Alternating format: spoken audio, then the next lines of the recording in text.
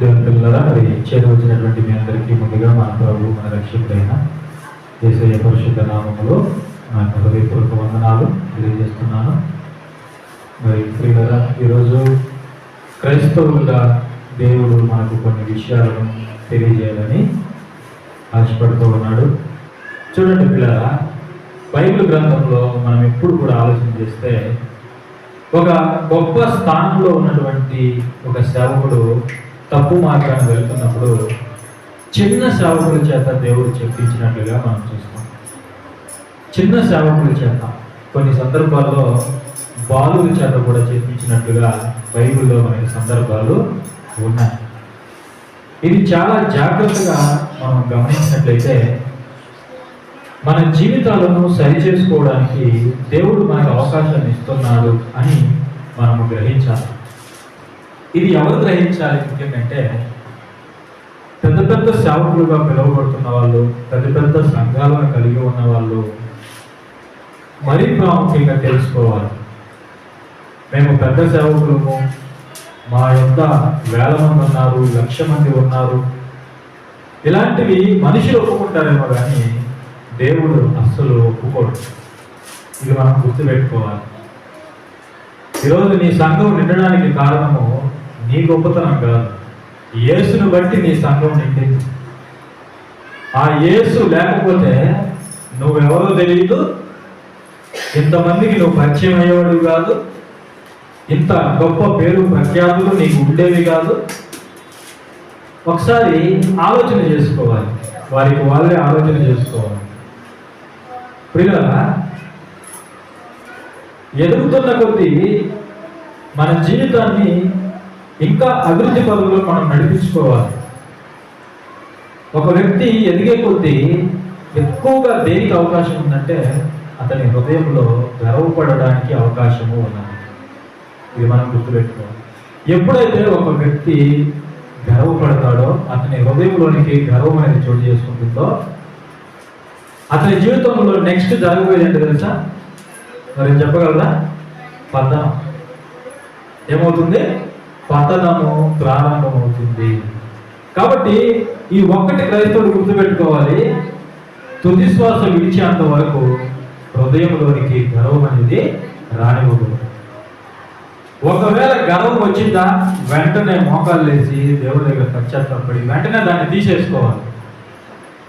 తిరిగి నీ జీవితాన్ని దేవుడు నిలబెడతాడు, నాశనం కాకుండా కాపాడుతాడు. నీవు సంపాదించుకున్న పేరు పలుకుబడికి ఎలాంటి ఇబ్బంది కూడా ఉండదు.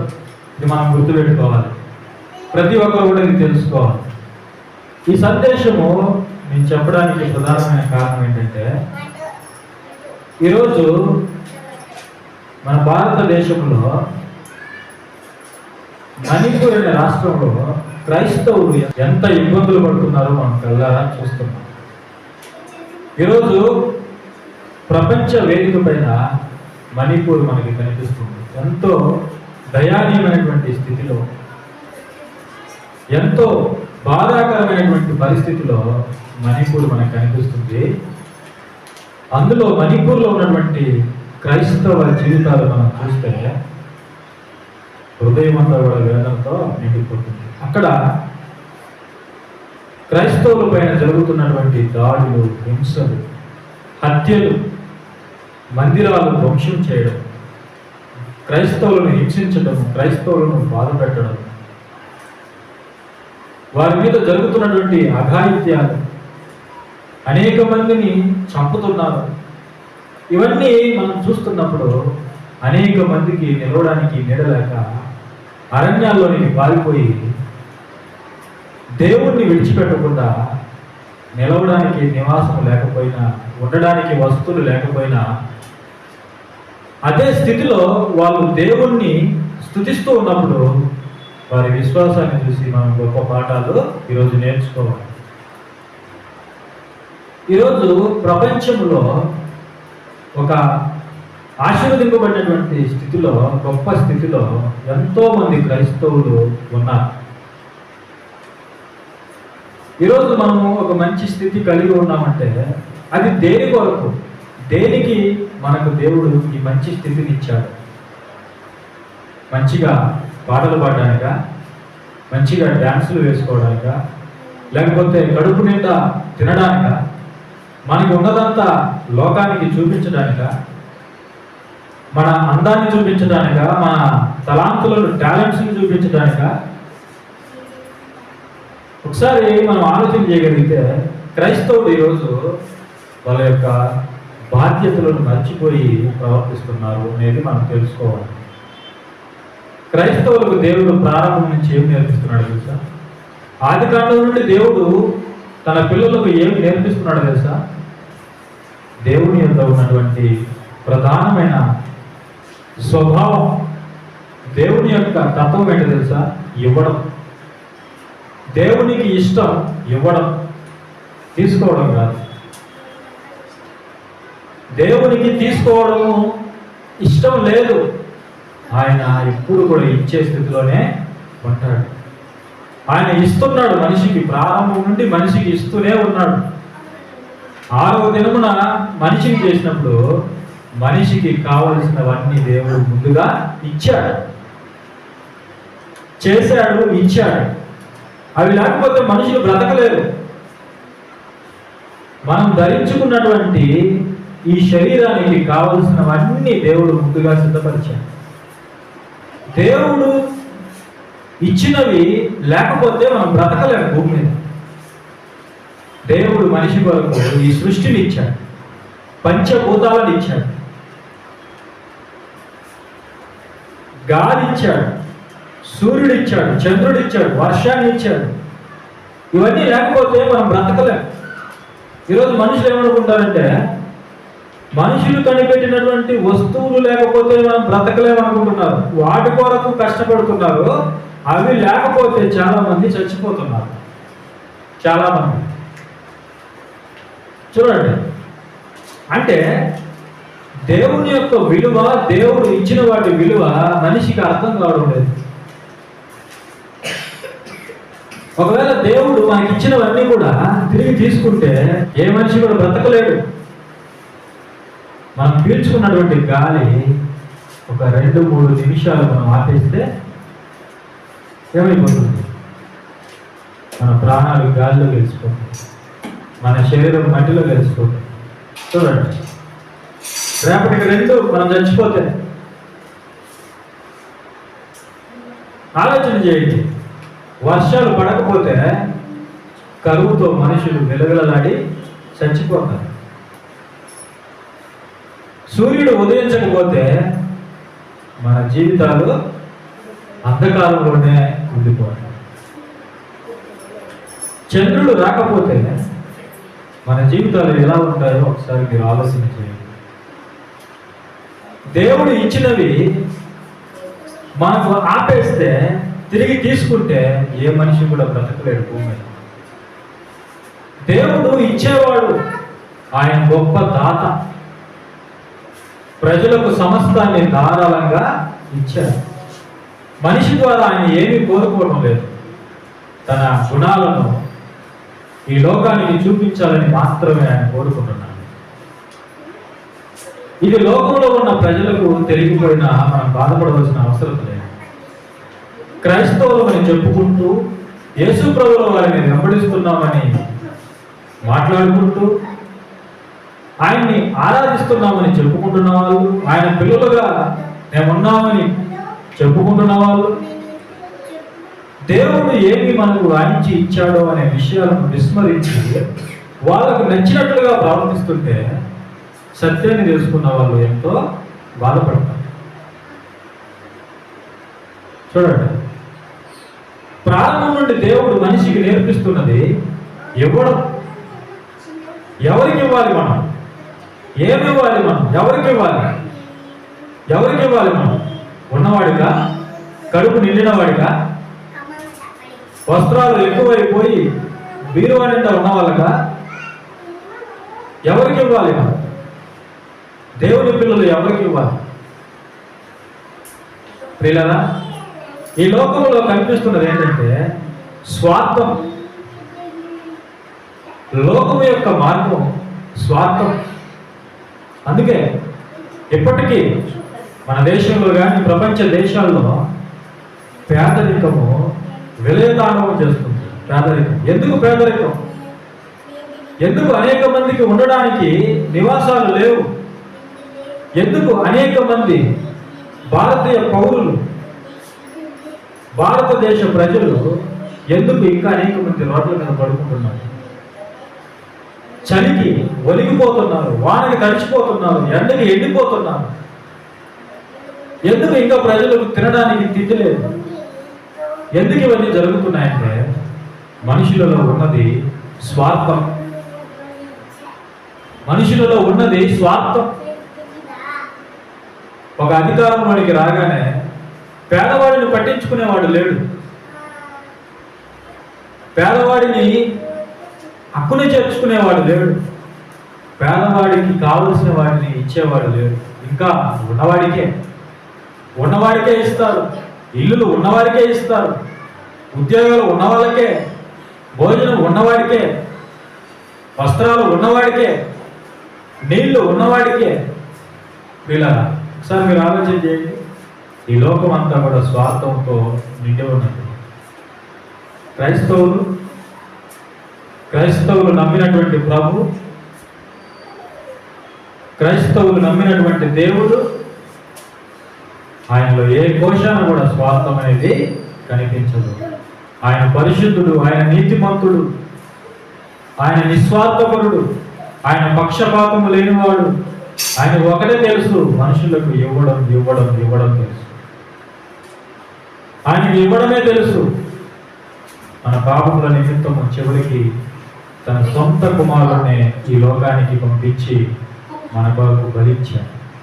చూడండి, దేవుడి ద్వారా మనం నేర్చుకునే గొప్ప లక్షణం, మనం చేయవలసినటువంటి గొప్ప పని ఏంటంటే ఇవ్వడం.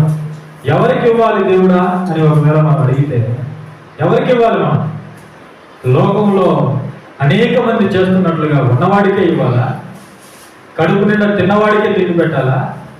వస్త్రాలు ఎక్కువైపోయిన వాడికే వస్త్రాలు ఇవ్వాలా? ఆలోచన చేయండి, ఎవరికి ఇవ్వాలి? దేవుడు ఏం చెప్తున్నాడు ఒకసారి చూద్దాం. లూకాసు వార్త 3వ అధ్యాయం 8వ వచనం నుండి మనం చూస్తే, మారు మనసులకు తగిన ఫలములు ఫలించుడి. అబ్రహాము మాకు తండ్రి అని మీరు అనుకున్న మొదలు పెట్టుకునవద్దు. ఇక్కడ శాస్త్రులు, పరిసయ్యులు బాప్తిజం తీసుకోవడానికి వస్తున్నారు. వాళ్ళని చూసి బాప్తిజం ఇచ్చే యోహాను గారు తీవ్రంగా వాళ్ళని ఖండించాడు. మీరు మొదట మారు మనసు పొందాలి, మారు మనసులకు తగిన ఫలములు ఫలించాలి. మీరేమని చెప్పుకుంటున్నారంటే, అబ్రహాము మాకు తండ్రి అని మీలో మీరు అనుకున్న మొదలు పెట్టుకునవద్దు. దేవుడు ఈ రాళ్ళ వలన అబ్రహామునకు పిల్లలను పుట్టింపగలడని మీతో చెప్పుచున్నాను. ఇప్పుడే గొడ్డలి చెట్ల వేరున ఉంచబడి ఉన్నది కనుక మంచి ఫలము ఫలించని ప్రతి చెట్టును నరకబడి అగ్నిలో వేయబడునని చెప్పాను. బాప్తిజం ఇచ్చే యోహాను గారి పవర్ఫుల్ మెసేజ్ ఇది. చాలా శక్తివంతమైనటువంటి సందేశం. బాప్తిజం ఇచ్చే యోహాను గారు ఎవరికి భయపడలేదు లోకంలో జీవించినంత కాలం. పిల్లరా అర్థం చేసుకోండి, ఎవరికి భయపడలేదు, ముఖస్థుతి చేయలేదు, ఎవరికి రాజీపడి బోధ చేయలేదు. అధికారులను నిలదీశాడు, రాజులను సైతం నిలదీశాడు. వాళ్ళు తప్పు చేసినప్పుడు గద్దించాడు. పిల్లరా చూడండి, సేవకుడు అంటే ఎలా ఉండాలో, ఎంత రోషం కలిగి ఉండాలో బాప్తిజం ఇచ్చే యోహాను గారిని చూసి మనం నేర్చుకోవాలి. రాజీపడే బోధ చేయలేదు, ఎవరికి కూడా ముఖస్థుతి చేయలేదు. ఏమంటున్నాడు తెలుసా? మీరు చెప్పుకుంటున్నారు అబ్రహాము పిల్లలని, కానీ మీకు మారు మనస్సు లేదు. మీరు మారు మనసు పొందండి. అబ్రహాము పిల్లలకు తగినట్లుగా మీరు ఉండాలి. అబ్రహాము క్రియలు మీలో ఉండాలి అంటున్నాడు. తర్వాత 10వ వచనం చూడండి. అందుకు జనులు, అలాగైతే నేనేమి చేయవల్లని అతనిని అడుగుగా, అతడు 2 అంగీలు గలవాడు ఏమీ లేని వానికి ఇవ్వవలెను. ఎవరికి వస్త్రాలు ఇవ్వాలి? మనం ఎవరికి వస్త్రాలు ఇవ్వాలి? నువ్వు ఉన్నవాడికి వస్త్రాలు ఇస్తున్నావంటే నువ్వు చేస్తున్నది ప్రేమతో కాదు, నువ్వు చేస్తున్నది పేరు కోసమని గుర్తుపెట్టుకోవాలి. మనుషుల పొగడ్తల కోసమని గుర్తుపెట్టుకోవాలి. దేవుడు ఉన్నవాడికి ఎవరు చెప్పడం లేదు. నీ చుట్టూ ఎంతో మంది వస్త్రాలు లేక తిరుగుతున్నారు. పసిబిడ్డలు, ఎంతో మంది పెద్దలు చినిగిపోయినటువంటి వస్త్రాలతో మన కళ్ళ ముందు తిరుగుతున్నప్పుడు అలాంటి వాళ్ళని చూసి మనం ఏమీ చేయలేకపోతున్నామంటే మనల్ని మనం చూసి సిగ్గుపడాలి. మన జీవితాన్ని చూసి మనం సిగ్గుపడాలి, తల దించుకోవాలి. స్వతంత్ర భారతదేశంలో మనం ఉంటున్నాము, స్వతంత్రులుగా పిలువబడుతున్నాము.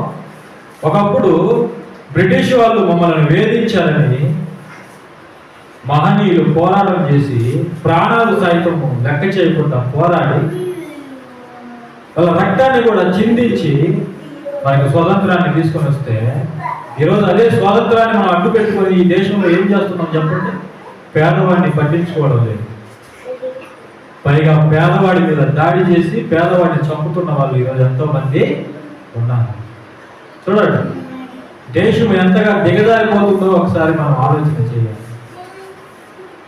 ఆగస్టు 15 వచ్చినప్పుడు, జనవరి 26 వచ్చినప్పుడు మన దేశం గురించి మనం గొప్పగా చెప్పుకోవడం కాదు.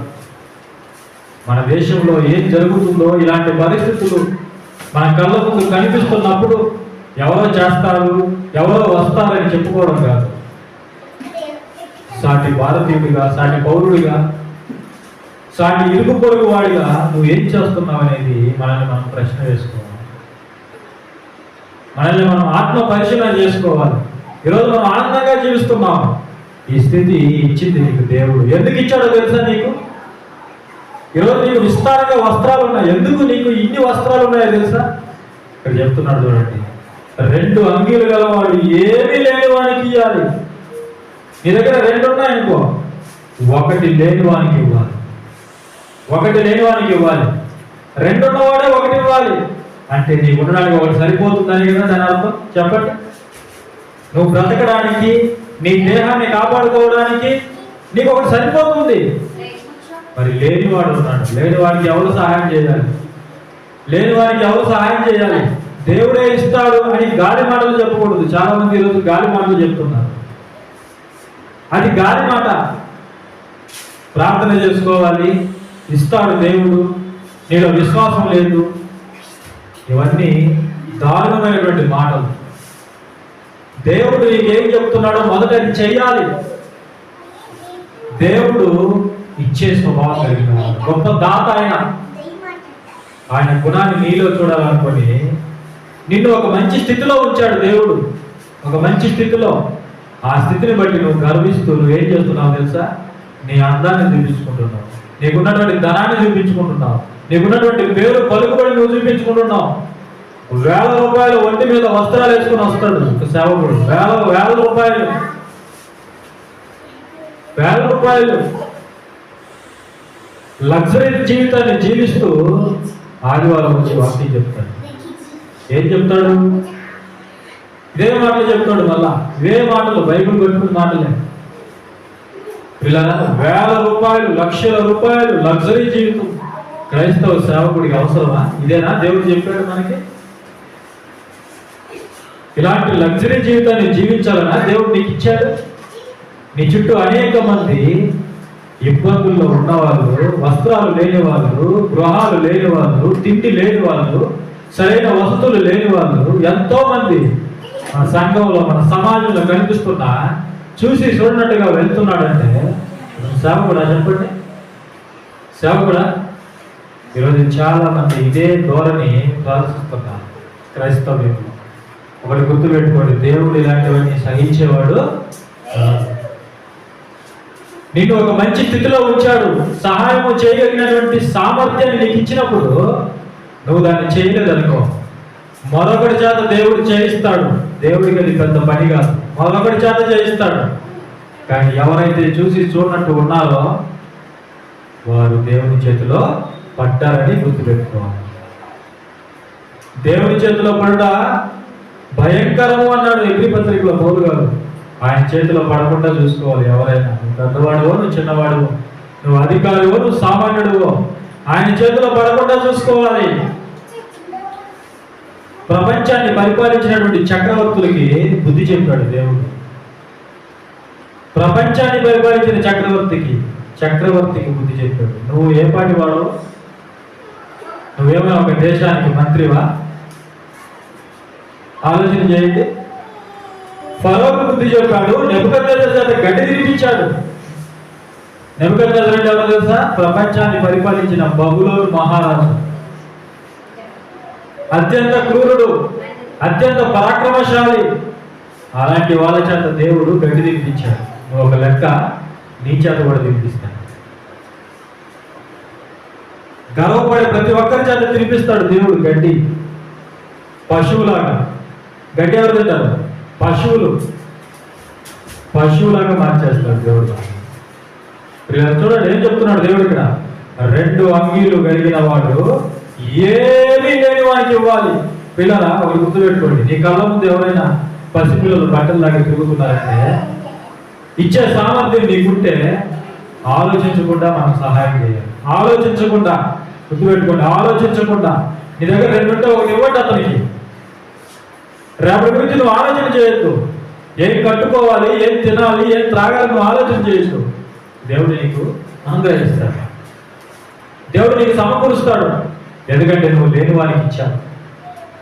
అది దేవుడి దృష్టిలో గొప్ప కార్యం. అది దేవుడు మరచిపోలేని పని. అది దేవుడు చూస్తున్నాడు. నీకు రావాల్సినటువంటి ప్రతిఫలాన్ని నీకు ఇస్తాడు. తర్వాత ఏమంటున్నాడు? అలాగే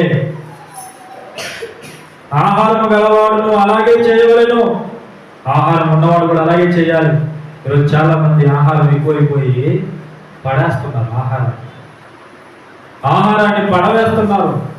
చూడండి, తినడానికి తిండి లేక మన సమాజంలో ఎంతో మంది ఆకలితో చనిపోతున్న వాళ్ళే ఎక్కువ మందట. ప్రపంచ దేశాలలో ఆకలితో చచ్చిపోతున్న వాళ్ళే పసిపిల్లలు ఎక్కువ మంది ఉన్నారట. ఆకలితో చచ్చిపోతున్న వాళ్ళు అంటే వాళ్ళకి ఆహారం దొరకడం లేదు. మరి ఉన్న వాళ్ళు ఏం చేస్తున్నారు? ఎక్కువైపోయి పారేస్తున్నారు. ఏం చేయాలో తెలియడం లేదు ఉన్నవాడికి. ఏం చేయాలో ఉన్నవాడికి తెలియక ఆహారాన్ని వ్యర్థం చేస్తున్నారు. చూడండి, అంటే మనుషులలో ప్రేమ ఉందా? చెప్పండి, మనుషులలో ప్రేమ ఉందా? ఈరోజు జంతువులను ఎంతో ప్రేమగా పోషిస్తున్నారు. కుక్కల్ని పోషించేవాళ్ళు, పిల్లుల్ని పోషించేవాళ్ళు, ఇంకా అనేక జంతువులు పోషించేవాళ్ళు. వాటికి ఏమైనా బాగా అనుకోండి, వెంటనే హాస్పిటల్కి. కుక్కలు ఈరోజు కారులో తిరుగుతుంటే మనుషులు ఈరోజు రోడ్ల మీద అడుక్కుంటున్నారు. మనలాంటి మనుషులు రోడ్ల మీద అడుక్కుంటున్నారు. చూడండి, మనలాంటి మనుషులు భిక్షమెత్తుకుంటున్నారు. కుక్కలు లగ్జరీ జీవితాన్ని జీవిస్తున్నారు. ఇది ఎంత విచిత్రమో చూడండి. దేవుడు కోరుకున్న దానికి మనుషులు ఎంత వ్యతిరేకంగా ప్రవర్తిస్తున్నారో ఒకసారి మీరు ఆలోచన చేయండి. క్రైస్తవులు కూడా ఇలాగే జీవిస్తున్నారు అనేది నా యొక్క తాత్పర్యం. ఈరోజు క్రైస్తవులు కూడా అలాగే జీవిస్తున్నారు. బైబిల్ పట్టుకున్న వాళ్ళు కూడా అలాగే వ్యవహరిస్తున్నారు. మరి దేవుడు రాయించినటువంటి మాటలన్నీ ఏమైపోతున్నాయి? క్రైస్తవుల జీవితాలలో నెరవేరడం లేదు. చూడండి, పిల్లల ఆహారం లేనివాడు అలాగే చెయ్యాలి. లేనివాడికి ఆహారాన్ని పెట్టాలి. లేనివాడికి ఇవ్వాలి. లేనివాడికి పెట్టాలి. ఇది ఎవరు చేసినా చేయకపోయినా క్రైస్తవుడు మాత్రం తప్పకుండా దీన్ని చెయ్యాలి. పిల్లల ఎంతో మంది మిషనరీలు ఈ వాక్యాన్ని చేతపట్టుకొని మన భారతదేశానికి వచ్చి ఎంతో మంది జీవితాలను వెలిగించారు. ఎంతో మంది వైద్యులు మిషనరీగా మన దేశానికి వచ్చి కుష్టి రోగంతో బాధపడుతున్న వాళ్ళకి వైద్యం చేశారు. వాళ్ళని హక్కును చేర్చుకున్నారు. వ్యాధులతో బాధపడుతున్న వాళ్ళకి ఉచితంగా వైద్యం చేయించారు.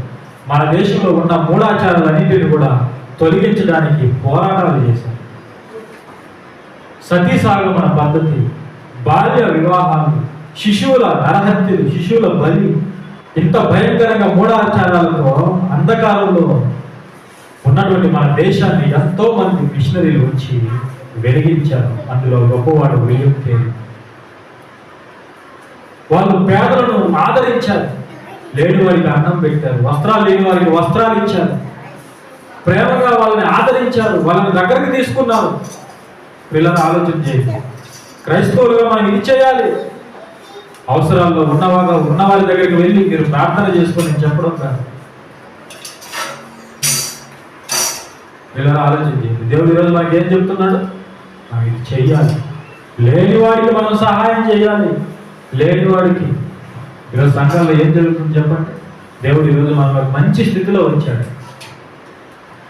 మన సహోదరులు, మన సహోదరి మనులు, క్రైస్తవులుగా ఉన్నవాళ్ళు మణిపూర్లో ఈరోజు సహాయ హస్తం కోసం వాళ్ళు ఎదురు చూస్తూ ఉన్నారు. మన కుటుంబంలో మనకి 4 పిల్లలు ఉంటే వాళ్ళలో ఒక్కరికి బాగలేకపోయినా మనం నెమ్మదిగా ఉండగలమని చెప్తున్నాం. ఒక బిడ్డకి తినడానికి తిండి లేక, కట్టుకోవడానికి వస్త్రాలు లేక జీవిస్తున్నప్పుడు మనం ఆనందంగా కడుపు నిండా తినగలమని చెప్పండి. మనం సంతోషంగా ఉండగలమని చెప్పండి. మన కుటుంబంలో ఎవరికి ఏమీ లేకపోయినా మనం ఏం చేస్తాం? కడుపు నిండా అన్నం తినలేము, సంతోషంగా ఉండలేము. మరి ఈరోజు మన కుటుంబంలో చేర్చబడిన వాళ్ళు, దేవుని కుటుంబంలో చేర్చబడిన వాళ్ళు సహాయం కోసం ఎదురు చూపులు చూస్తున్నారు. కానీ క్రైస్తవులు ఏం చేస్తున్నారు ఈరోజు చెప్పండి? ఉన్నతమైనటువంటి స్థితిలో ఉన్న క్రైస్తవులు ఏం చేస్తున్నారు? 1S2 అని ప్రారంభించారు. 1S2 అంటే క్రైస్తవులంతా ఒకటే అని చాటి చెప్పడానికి ఒక పాట సిద్ధం చేస్తున్నారు. గతంలో ఒక పాట చేశారు, లక్షల రూపాయలు పెట్టి, లక్షల రూపాయలు ఖర్చు చేసి ఒక పాట చేశారు. ఇప్పుడు పార్ట్ 2 ప్రారంభించారు. ఇందులో ఏం చేస్తున్నారు అంటే లక్షల రూపాయలు ఆ పాటలు చేయొద్దండి, పాడొద్దండి అని చెప్పడంలా, కానీ నీ బాధ్యతను విస్మరించి నువ్వు ఏది చేసినా కూడా అది పాపం, అది మహాపాపం. దేవుని దృష్టికి విశ్వాసము కానిది ఏదో అది పాపము అన్నాడు రోమపత్రికలో. నువ్వు చేయగలిగినటువంటి సహాయం చేయకుండా నువ్వు ఏం చేసినా కూడా అది దేవుని దృష్టికి నేరం, అది పాపం. గుర్తుపెట్టుకోవాలి, ఇది మనం గుర్తుపెట్టుకోవాలి. ఒక పాట చేయడానికి లక్షల రూపాయలు. ఈరోజు క్రైస్తవులు ఎదురు చూస్తూ ఉన్నారు సహాయం కోసం. మన సహాయం కోసం ఎవరు సహాయం చేస్తారని ఎదురు చూస్తున్నారు. అలాంటి వాళ్ళకి ఎవరైనా సహాయం చేస్తున్నారు ఈరోజు చెప్పండి? ఒక పాట చేయడానికి సూటు బూటు వేసుకొని వస్తారు. వాళ్ళకి ఉన్నదంతా ఆ పాటలో కనిపించాలి, వాళ్ళ వస్త్రాల్లో కనిపించాలి, వాళ్ళ మేకప్లో కనిపించాలి. బైబిల్ ఇదేనా మనకి నేర్పించింది? ఇది చాలా నేరం, ఇది చాలా నేరం. ఒకవేళ మనము కష్టాల్లో ఉన్న వారిని మనం ఆదుకోలేదంటే మనం విశ్వాసం కాదని దేవుడు చెప్పాడు. మనం విశ్వాసం కాదు. ఒకవేళ నువ్వు విశ్వాసం చెప్పుకుంటే అది పచ్చి అబద్ధము. అలాంటి విశ్వాసం నిన్ను రక్షించలేదు. రేపు తీర్పు దినాన నువ్వు నిలబడాలి, తీర్పులో నిలబడాలి. ఖచ్చితంగా తీర్పులో నిలబడి తీరాలి. ఒకవేళ నీలాంటి వాడిని దేవుడు నిలబడకపోతే దేవుడు పక్షపాత అవుతాడు. గుర్తుపెట్టుకోవాలి క్రైస్తవులు. కొన్ని మాటలు మనం చూద్దాం, సామెతల గ్రంథం 19వ అధ్యాయము 17వ వచనం చూడండి. సామెతల గ్రంథము 19వ అధ్యాయం 17వ వచనం చదవండి. బీదలను కనికరించువాడు యెహోవాకు అప్పించువాడు, వాని ఉపకారమునకు ఆయన ప్రత్యుపకారము చేయును. గొప్ప మాట, అద్భుతమైన మాట. పేదవాడిని కనుకరించువాడు యెహోవాకు అప్పించువాడు. వీళ్ళదా ఎంత గొప్ప మాట! ఒకసారి మీరు ఆలోచన చేశారా ఈ మాట? పేదలను కనుకరించేవాడు. మన చుట్టూ ఎంతో మంది పేదలు ఉన్నారు. ఆహారం కోసం ఎదురు చూసే వాళ్ళు ఉన్నారు, వస్త్రాల కోసం ఎదురు చూసే వాళ్ళు ఉన్నారు, నిత్యావసరాల కోసం ఎదురు చూసే వాళ్ళు ఎంతో మంది ఉన్నారు. ఈరోజు మణిపూర్లో ఉండడానికి నివాసం లేక పిల్లల మణిపూరనే కాదండి, మన చుట్టూ ఉన్నవారిని మనం జ్ఞాపకం చేసుకోవాలి. అయితే అత్యవసర పరిస్థితుల్లో ఉన్నవారిని మరి ముఖ్యంగా మనం జ్ఞాపకం చేసుకోవాలి. అలాంటి స్థానంలో ఈరోజు ఉన్నది మణిపూర్లో ఉన్నవారు క్రైస్తవులనే కాదు, ఎవరైనా సరే మనం స్పందించాలి. క్రైస్తవులు స్పందించాలి. మనము మన వలే మన ఇరుగు పొరుగు వారిని ప్రేమించాలని యేసుక్రీస్తు ప్రభువు వారు మనకు తెలియజేశాడు. నిన్ను వలె నీ పొరుగు వారిని నువ్వు ప్రేమించబద్ధుడవై ఉన్నావు. మన సహోదరుల కొరకు ప్రాణం పెట్టబద్ధులమై ఉన్నాము. వేదవాని దగ్గరికి వెళ్ళి నువ్వు ప్రార్థన చేసుకో, దేవుడు ఇస్తాడని చెప్పడం ఇక్కడ అలా చెప్పడం లేదు. దేవుడు బైబిల్లో అలా చెప్పడమే లేదు. అసలు బైబిల్లో ఎవరికి దేవుడు అలా చెప్పలేదు, మీరు ప్రార్థన చేసుకోండి మీకు ఇస్తాడని. దేవుడు మనకి చెప్పడం ఎవరు చెప్తున్నాడు? బీదలను కనికరించాలని దేవుడు కోరుకుంటున్నాడు. బీదలను కనికరించేవాడు ఎవరికి అప్పిస్తున్నాడు తెలుసా? ఈ ప్రపంచంలో ఉన్న నెంబర్ 1 ధనవంతుడికి కాదు అప్పిస్తున్నాడు. సర్వలోకాన్ని కలిగించినటువంటి, సకల ఐశ్వర్యాలకు కారణభూతుడైనటువంటి, సమస్తానికి మూలాధారుడైనటువంటి దేవునికి అప్పిస్తున్నాడు. గుర్తుపెట్టుకోండి. ఈ లోకంలో ఒక పేదవాడికి నువ్వు ఇచ్చే 10 రూపాయలు అది ఎవరి దగ్గరికి వెళ్తుందో తెలుసా? దేవుని దగ్గరికి వెళ్తుంది. దేవుని దగ్గరికి వెళ్తుందని గుర్తుపెట్టుకోవాలి. ఇలా దేవుడి దగ్గరికి వెళ్తుంది. దేవుడు నువ్వు ఇచ్చిన 10 రూపాయలు జ్ఞాపకం చేసుకున్నాడు. ఆయన భద్రంగా దాన్ని జ్ఞాపకం చేసుకుంటున్నాడు, దాన్ని దాచిపెడుతున్నాడు.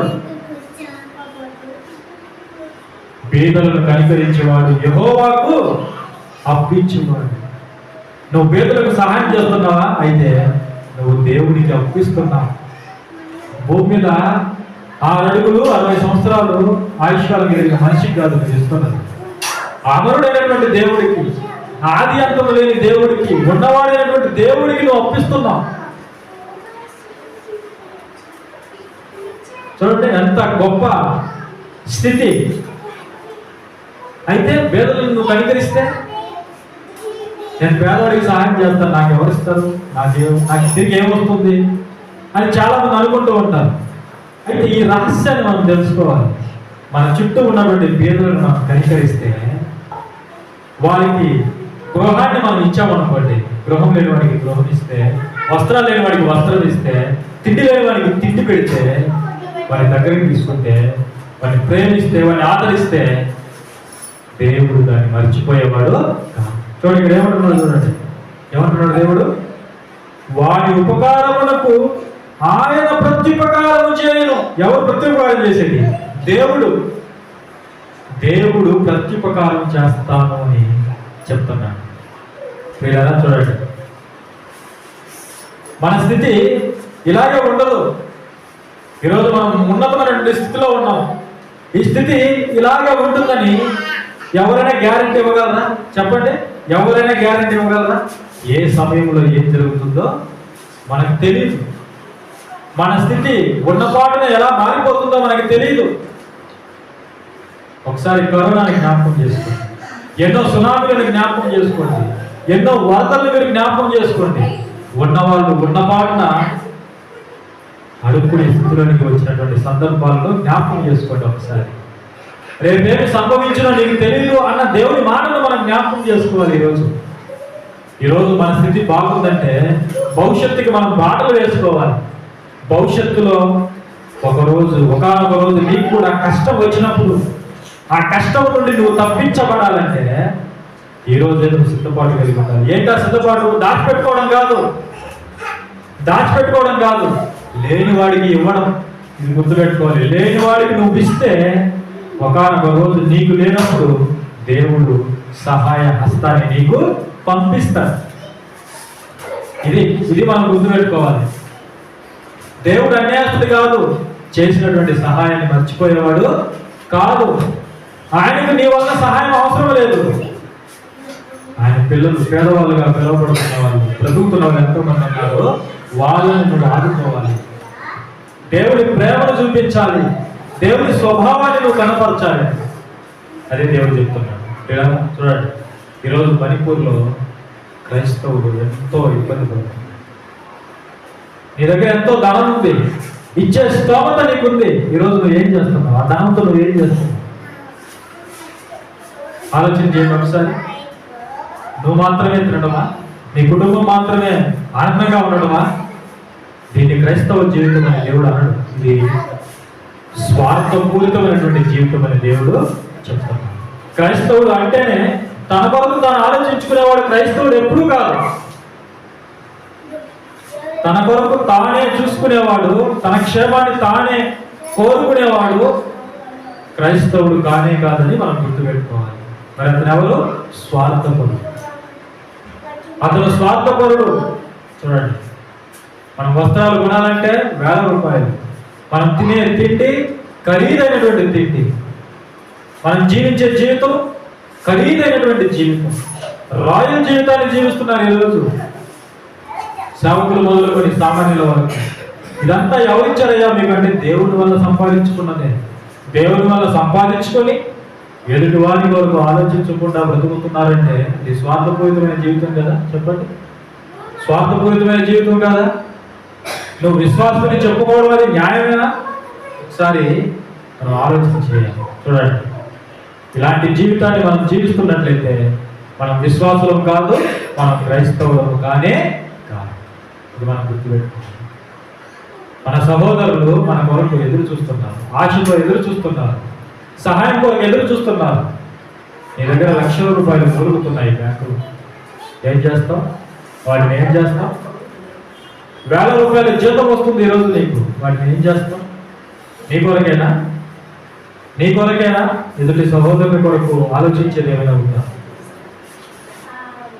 పిల్లలు ఆలోచించే. దేవుడు చెబుతున్నటువంటి మాటలు మనం విస్మరించకూడదు. కాలచక్రములో మన జీవితం కూడా ఒకరోజు తిరిగిపోతుంది. ఒకరోజు ఆ రోజు దేవుడు మనం పట్టించుకోవాలంటే ఈరోజు మనము లేని వాడికి ఇవ్వాలి. అడుగడుగున బైబిల్లో మనకు అదే కనిపిస్తుంది. అడుగడుగున ఎక్కడ మనం బైబిల్ని పలికించినా ఇదే ఘోష మనకి వినిపిస్తుంది. ఇవ్వడం ఇవ్వడం ఇవ్వడం ఇవ్వడం. ఇదే మనిషికి దేవుడు వినిపిస్తున్నది. ఈరోజు చూడండి, పాటల కోసము, గొప్పగా కనిపించడం కోసము ₹1,00,000. మరి లేనివాడికి ఇస్తున్నావా నువ్వు? లేనివాడికి, నిజంగా లేనివాడికి నువ్వు ఇస్తున్నావా? ఈరోజు మన సహోదరులు ఎదురు చూస్తున్నారు. వారికి ఇప్పుడు సహాయం అవసరం, నివాసం అవసరం, ఆహారం అవసరం, నీళ్లు అవసరం. పిల్లలు, చాలా మంది ఇలాంటి పరిస్థితుల్లో దేవుడిని విడిచిపెట్టడానికి అవకాశాలు ఉన్నాయి. గుర్తుపెట్టుకోండి, కష్టాలు వచ్చినప్పుడు, అభ్యంతరాలు ఎదురైనప్పుడు వారిలో ఒకరు దేవుణ్ణి విడిచిపెట్టినా కూడా దానికి లెక్క ఎవరు చెప్పాలో తెలుసా? మనం లెక్క చెప్పాలి. మంచి స్థితిలో ఉన్నటువంటి క్రైస్తవుడు లెక్క చెప్పాలి. దానికి గుర్తుపెట్టుకోండి, ఇది గుర్తుపెట్టుకోవాలి. మనం ప్రాముఖ్యమైనటువంటి విషయం. వారిలో ఏ ఒక్కరైనా లోకంలో మరలా కలిసిపోతే సహాయం అందక ఏం దేవుడు అని దేవుడిని విడిచిపెడితే దానికి ఉన్నటువంటి క్రైస్తవుడు లెక్క చెప్పాలి. ఎందుకంటే అతనికి మన వలన అభ్యంతరం కలిగింది. పౌలు గారు ఏమన్నాడు? నా సహోదరునికి అభ్యంతరం కలుగుటకై నేను ఎప్పటికీ మాంసము తినను అన్నాడు. ఒకవేళ పౌలు గారు బలిగా అర్పించినటువంటి మాంసాన్ని తిని తన సహోదరునికి అభ్యంతరంగా మారితే దానికి ఎవరు లెక్క చెప్పాలో తెలుసా? పౌలు గారు లెక్క చెప్పాలి. పౌలు గారు తిన్నదాన్ని చూసి బలహీనుడు లోకంలో కలిసిపోతే అతని నాశనానికి దేవుడి దగ్గర ఎవరు లెక్క చెప్పాలి? అపోస్తుడైన పౌలు గారు లెక్క చెప్పాలి. అందుకే నేను తినను అన్నాడు. ఈరోజు ఇబ్బందుల్లో ఉండి సమయానికి సహాయం అందక ఒక సహోదరుడు లోకంలో కలిసిపోతే దేవుడిని విడిచిపెడితే దానికి లెక్క ఉన్న క్రైస్తవుడు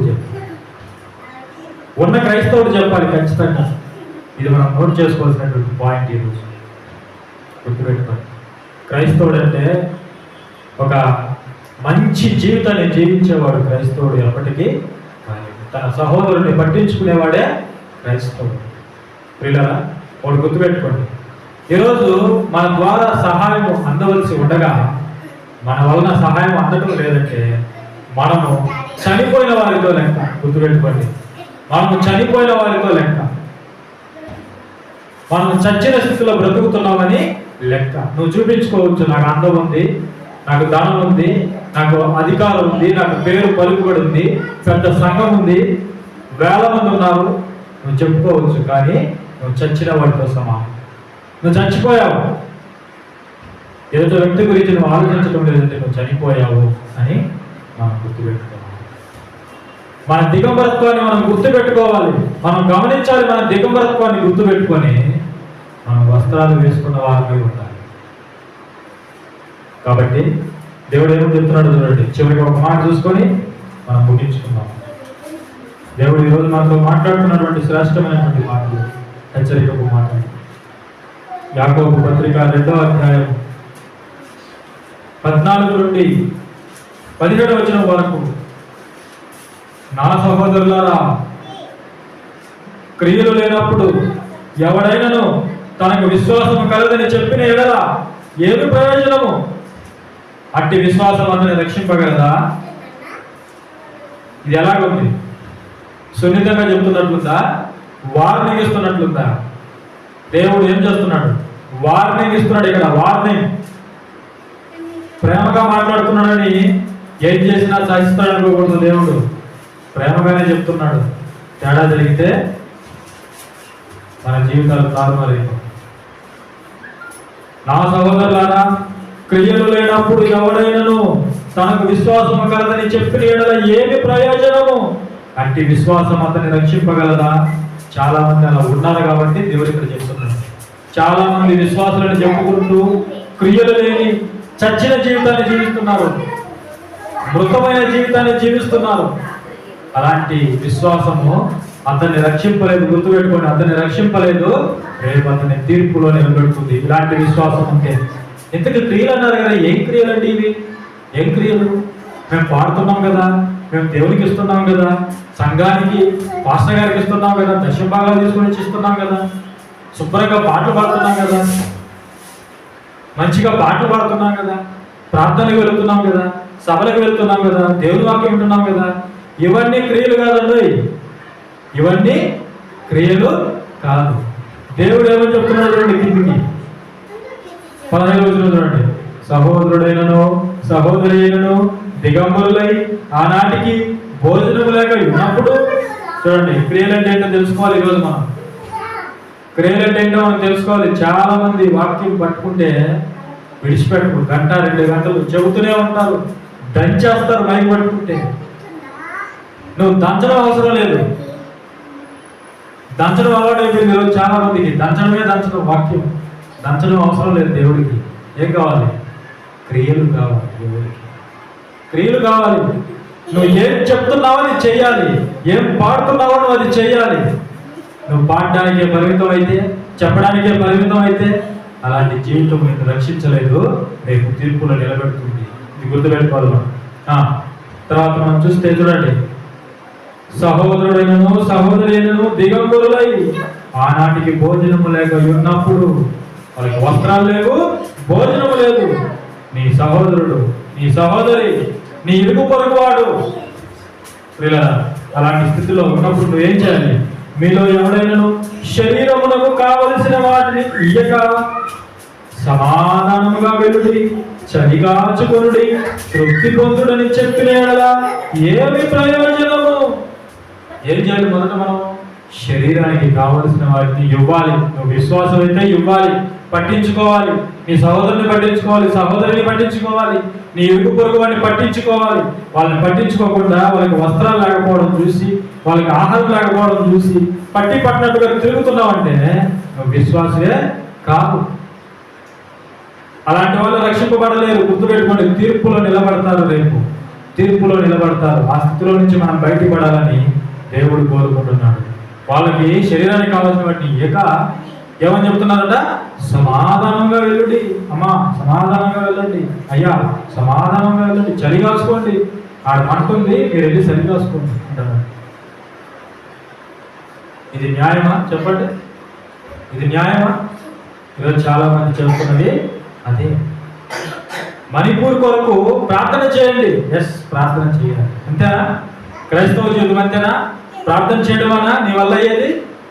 మరి నీ దగ్గర ఉన్న ధనం, నీ దగ్గర ఉన్న ఆహారం నువ్వే తినాలా, నువ్వే తాగాలా, నువ్వే ఉండాలా, మంచి మంచి గృహాల్లో నువ్వే ఉండాలా, నీ బ్యాంకు నిండా బ్యాలెన్స్ అలాగే ఉండాలా? ఇదేనా దేవుడు చెప్పాడు? ప్రార్థన ఇవన్నీ కూడా ఏం అవసరం ఉండదు కాబట్టి మోకాలు వేసి 2 ప్రార్థనలు చేయండి. ప్రార్థన వద్దని ఏం చెప్పడం లేదు. దేవుడు ప్రార్థన చేయమన్నాడు, సహాయము చేయమన్నాడు. ఇవి 2 చేసినప్పుడే నీ జీవితం పరిపూర్ణం అవుతుంది. గుర్తుపెట్టుకోవాలి. క్రియలు లేకపోతే నువ్వు కేవలం ప్రార్థనకే పరిమితం అయితే నీ దగ్గర క్రియలు లేవు. నువ్వు ఎంత ప్రార్థన చేసినా రేపు తీర్పులో నిలబడదు. గుర్తుపెట్టుకోవాలి. దేవుడు ఏమని చెప్తున్నాడు? వారికి శరీరానికి కావలసిన వాటిని నువ్వు ఇవ్వాలి. మొదట ఏం ప్రయోజనం?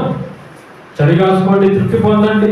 వాళ్ళు తృప్తి పొందడానికి నువ్వేమైనా ఇస్తే కదా తిని తృప్తి పడడానికి.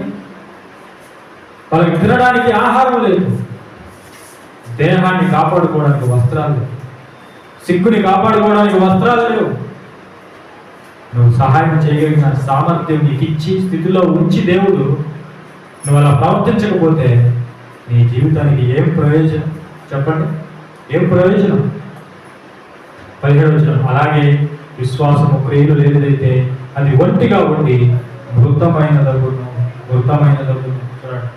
మన విశ్వాసం చచ్చిపోయింది అంటే మనం కూడా చచ్చిపోయాం.